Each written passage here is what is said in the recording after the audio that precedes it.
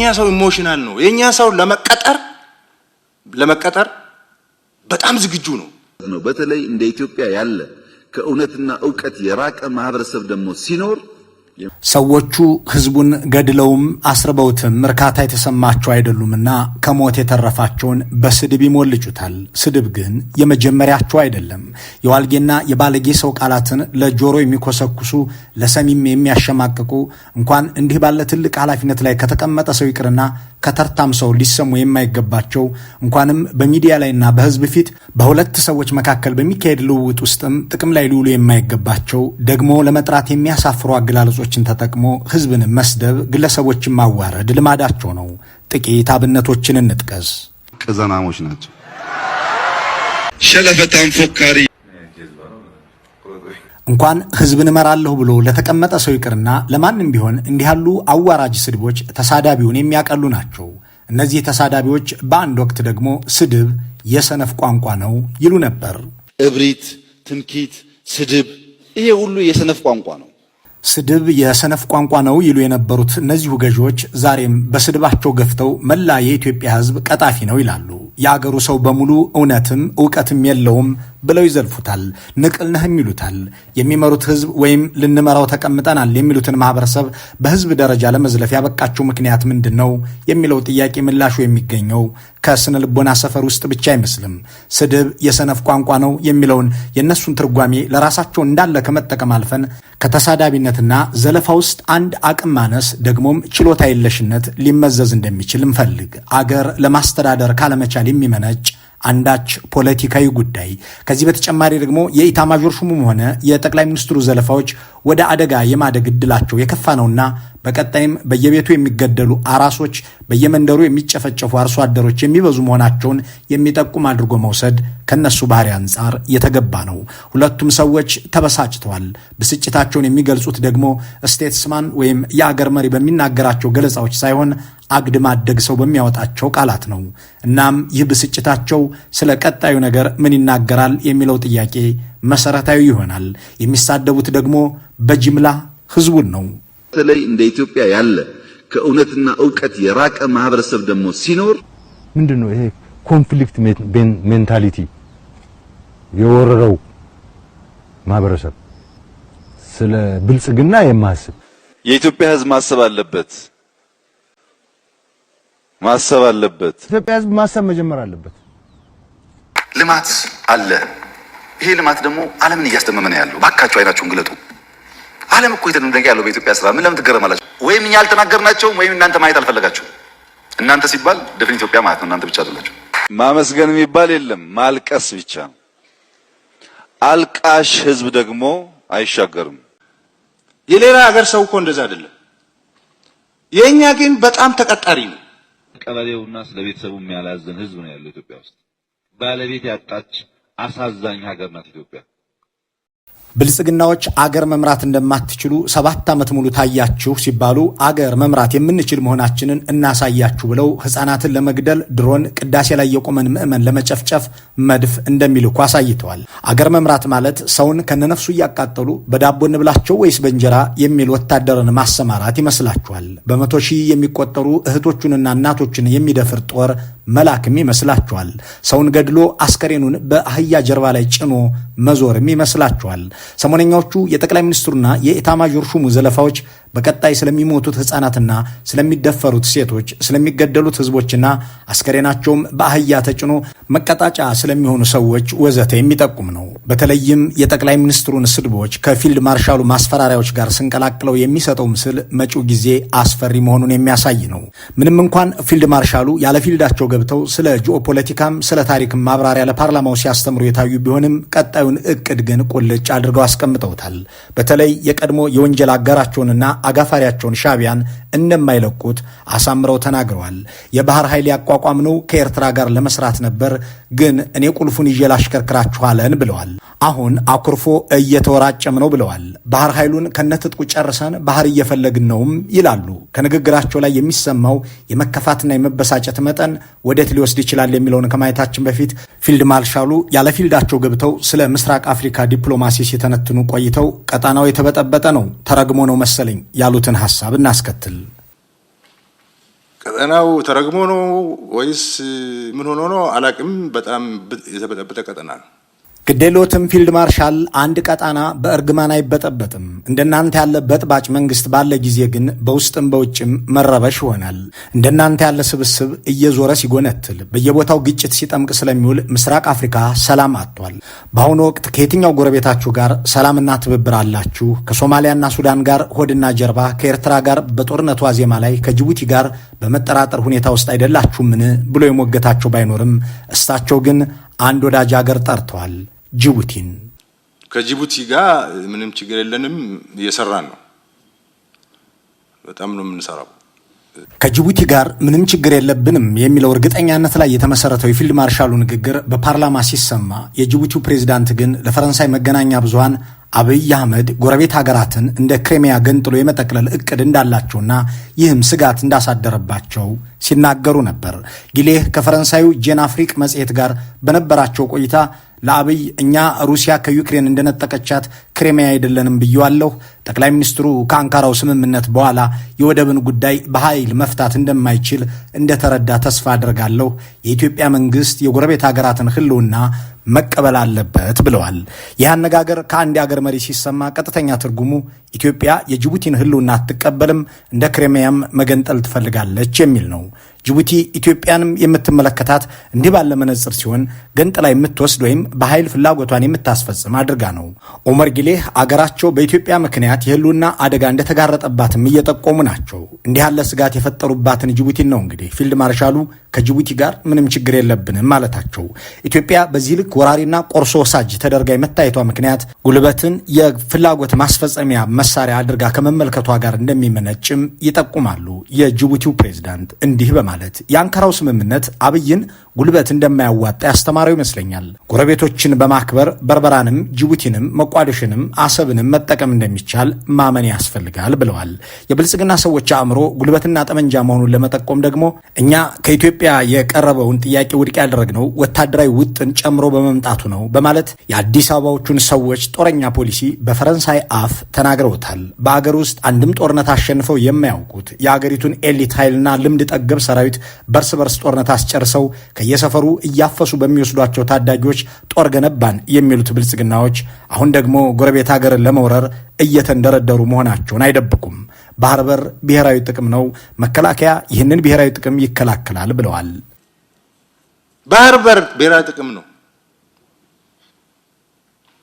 ሰላምና ልማት ብሔራዊ ጥቅም ነው። ስለዚህ እኛ ተልኳችን አንደኛ እነዚህን ብሔራዊ ጥቅሞች የሚነካ የውጭ ኃይል ካለ እሱን መከላከል ነው።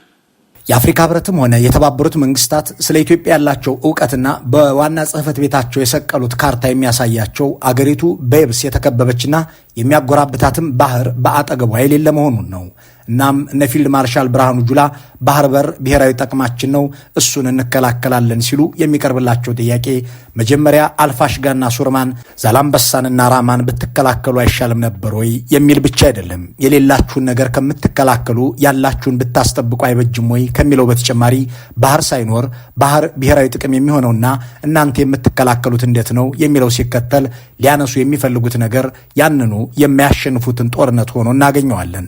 ብልጽግና 7 ዓመት ሙሉ ሲዋጋ ያሸነፈው አንድም ጦርነት የለም። አሁንም ግን ጦርነት እየሳሉ መሆናቸውን ለማሳየት በኢትዮጵያ ሰማይና ምድር ላይ የሌለን ነገር እንከላከላለን በሚል እየተደመጡ ናቸው። ይሄኛውን ውጊያ የሚያደርጉት ደግሞ ከቀድሞ የጥፋት የእልቂትና የዓለም አቀፍ ወንጀል ተባባሪያቸው ሻዕቢያ ጋር እንደሆነ ይጠቁማሉ። ባህር ኃይል ያቋቋም ነው ከኤርትራ ጋር ለመስራት ብለን ነበር፣ ግን እኔ ባህሩን ይዤ እንዳሻኝ ላድርጋችሁ ሲለን አልተሳካም፣ እናም ተኳረፍን፣ ሻዕቢያም ተወራጨ ብለዋል። ወደ ባህር ለመውጣት በሆነ መንገድ ለመውጣት እየሰራን ነው። ያኔ ለውጥ እንደመጣ የኤርትራም ነገር ስለተሻሻለ ከነሱ ጋርም አብረን እንሰራለን ብለን ባህር ኃይል አቋቁመናል። ባህር ኃይል አቋቁመነው እዛ ለመግባት ነው። የባህር በር ይዤ እናንተን እንደፈለኩ ላርጋችሁ የሚል አስተሳሰብ ስላለ እንደዛ ሳይሆን በጋራ እኩልነት ነው፣ በጋራ ተጠቃሚነት ነው እንጂ የሆነ ቁልፍ መሳሪያ ይዘህ በቁልፍ መሳሪያ ይሄን ሁሉ ማህበረሰብ ለማሽከርከር መሞከር ልክ አይደለም የሚል ነገር ሲመጣ ከአስመራው የአዛውንቶች ስብስብ ሻቢያ ጋር ለምን እንደተወዳጃችሁ ለምን እንደተዋደዳችሁ በውጤቱ አሳይታችኋል። ኢትዮጵያን ለመከፋፈል ኢትዮጵያውያንን በህብረት ለመግደል እንጂ የኢትዮጵያን ብሔራዊ ጥቅም ለማስጠበቅ እንዳልነበረ በሚገባ ተረጋግጧል። ከሻቢያ ጋር የተኳረፋችሁትም እናንተ የመግደያ መሳሪያው እያለቀባችሁ ሲሄድ የሱ የመግደል ሱስ ደግሞ አልረካ ብሎ በተፈጠረ አለመግባባት እንጂ ስለ አገርና ህዝብ በመቆርቆራችሁ አይደለም የሚል ሞጋች ባለበት መድረክ ላይ ተገኝተው የሚያውቁት ማርሻል ብርሃኑ የፓርላማ ሰዎችን ሰብስበው ሻቢያ አኮረፈ፣ የባህር ኃይል ያቋቋም ነው ከኤርትራ ጋር አብረን ለመስራት ነበር እያሉ ይናገራሉ። አቋቋምኩት ያሉትን ባህር ኃይል አስታጥቄዋለሁ የሚሉት ፊልድ ማርሻሉ የቀረው ባህር ላይ መስፈር ነው ይላሉ። ባህር ከተገኘ ሲሉም ይጨምሩበታል። ለባህር ኃይል የሰው ኃይል ላይ ሰርተናል፣ ስልጠና ላይ ሰርተናል፣ የባህር ኃይል ኢንስቲትዩሽን የሚባሉ ላይ ሰርተናል። ኢንስቲትዩሽኖቹ ወደ መጨረሻ ምዕራፍ ደርሰዋል። በፕራይመሪ ደረጃ የባህር ኃይል ትጥቆች አሟልተናል። አሁን የባህር አክሰሱ ከተገኘ ባህር ላይ የባህር ኃይል ስራ ለመስራት የሚያስችል ሁኔታ ላይ እንገኛለን። ቀደም ሲል በተደመጠው ንግግራቸው ባህር የኢትዮጵያ ብሔራዊ ጥቅም ነው፣ መከላከያ እሱን ይከላከላል ብለው ነበር። አሁን ደግሞ ገና ባህር እንደሌለና እየተፈለገ እንደሆነ በመናገር ላይ ናቸው። የሌለን ነገር መከላከል ታዲያ ምን ይሉታል የሚለው ጥያቄ የሚነሳውም እዚህ ጋር ነው። በዚሁ በአንድ መድረክ ላይ የተነገረው ይኸው ሁለት ንግግር እንዋጋ በለው የሚል ዘፈን አላጀበውም እንጂ የጦርነት አዋጅ መሆኑን አልተሸፋፈንም። የኦህዴድ ብልጽግና ባለፉት 7 ዓመታት ከጅጅጋ የጀመረው ጦርነት በሲዳማ፣ በወላይታ፣ በትግራይ፣ በአማራ፣ በኦሮሚያ፣ በቤኒሻንጉል፣ በጋምቤላ፣ በአፋር ቀጥሎ ዜጎችን እየፈጀ ማህበራዊ መቃቃርን እያበዛ ቀጥሏል። አገዛዙ አንድም ጦርነት አላሸነፈም። እንዲህ ያለ ታሪክ ያለው ስብስብ አሁን ደግሞ በቀድሞ ወዳጁ ሻቢያ ላይ ወረራ ለመፈጸም እየሳለ ነው። አዲያሎና 4 ኪሎ፣ አስመራና አዲስ አበባ ሁለት ለአገራቸውና ህዝባቸው ግድ የሌላቸው አገዛዞች የተቀመጡባቸው ቦታዎች ቢሆኑም እነዚህ ኃይሎች ወደ ውጊያ ቢገቡ አሁንም የሚያልቀው የሁለቱ አገር ድሃ እንጂ እነሱ እንዳልሆኑ ከቀደመ ታሪካቸው መረዳት ይቻላል። ብርሃኑ ጁላ በዚህ ሂደት ውስጥ ያሳሰባቸው ለሻቢያ የሚቀጠሩ ኢትዮጵያውያን መኖር መሆኑንም ጠቁመዋል። ባህሩ በጣም ቅርባችን ስለሆነ በቀጥታ የደህንነት ስጋትና የሉዓላዊነት ችግር ስለሚያመጣ እዛ ርቀን ወደብ ሸቀጥ ነው ብለን አሁን ደግሞ ለሻቢያ ለመቀጠር ያለው ሽርጉድ ሊነግራችሁ አልችልም። ሰዎች ለሻቢያ ለመቀጠር ሽርጉድ የሚሉት ከናንተ ተምረው ቢሆንስ 2 ዓመት ለሚጠጋ ጊዜ የእርሱ አለቃ ፊሊጶስ ወልደ ዮሐንስ እንደነበሩ ዘነጉትን? አበባው ታደሰን የሚያዟቸው እነ ጄኔራል ሃሊባይ እንደነበሩ ተዘነጋ? እነ መሐመድ ተሰማን በዚህ ግባና በዚያ ውጣ ይሏቸው የነበሩት እነ ጄኔራል ርእሲ ምራህ አልነበሩምን? የመሰለ መሰረት አለቃ ሀዱሽ ኤፍሬምና ሮመዳን አወሊያ እንደነበሩ ከመቼው ተረሳ? የእናንተ ተቀጣሪነት ለየት የሚለው ግን እናንተ ደሞዝ እየከፈላችሁ እነሱ አዛዥና ናዛዥ ሲሆኑባችሁ ነው። ኢሳያስ አፈወርቂ እኔ የምልህን እየሰማህ ኢትዮጵያን ምራት ብለው በትግርኛ አብይን ሲመክሩ ሐዋሳ ላይ በአማርኛ ተርጉሞ ያቀረቡት ራሳቸው ጠቅላይ ሚኒስትሩ አልነበሩምን? የኤርትራ የውጭ ጉዳይ ሚኒስትር ሆኛለሁ ብሎ ለሌላ አገር ብሔራዊ ጥቅም አገልጋይ እንደሚሆን የተናገረውስ የኢትዮጵያው ጠቅላይ ሚኒስትር አይደሉምን? መቀጠርንማ የኦህዴድ ብልጽግና ይቀጠራት ብሎ የሚከራከር ሰው የሚከተለው ንግግር እማኝ ማድረግ ይችላል። ኤርትራን በሚመለከት በተለያየ መድረክ ስናገር ከሰማችሁ ዛሬ ኦፊሻሊ ክቡር ፕሬዝዳንት ኢሳያስ የኤርትራ ውጭ ጉዳይ ሚኒስቴር ስራ እንድሰራ ስልጣን ስለሰጡኝ በየሄድኩበት